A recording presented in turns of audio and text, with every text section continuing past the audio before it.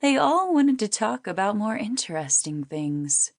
"So, let me guess," Eli said. "You haven't tried the lifestyle yet, have you? Just a wild guess. I could be way off." Eli winked at Danielle. A little new to things," Danielle said with a nervous smile. "But we've actually been talking about it for a long time now." "Taking small steps, huh?" "Well... Or do you mean Jessie here is just pushing you?" Kate said, teasing Jessie with a light hand slap. "Oh no, nothing like that." "I can tell," Kate said, a flirty tone in her voice. "You're a bad boy. You just like corrupting good girls, don't you?" Jessie nodded and smiled. "Guilty as charged."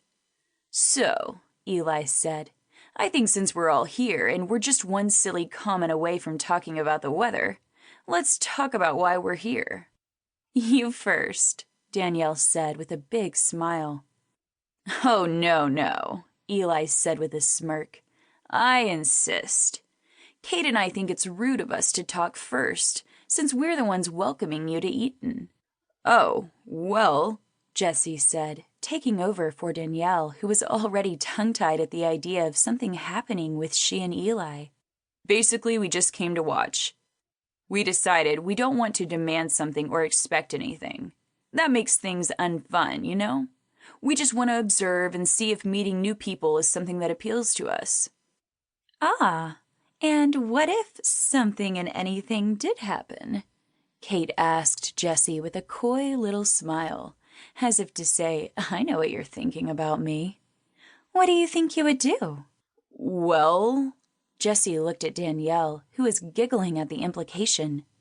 "We'd play it by ear, have some drinks." Kate said with a swig of her margarita glass. "Like we're doing now." "And in the best-case scenario, if you found someone," Eli said, "would you go for that opportunity or would you shy away?" He put his hands on his heart and smiled. "I ask because if you send mixed messages to some of the people here, it can be frustrating for both sides. So, knowing that you just want to watch or maybe take a chance, take an opportunity that comes your way is important." "Well, yeah," Jessie said, nodding as he looked for approval from Danielle. "We both discussed the possibility, and we would be up to it, but only if we both wanted it." "I like that confidence," Kate said with a smile, making sure to meet both Jessie and Danielle's eyes. "I've always been that type of person.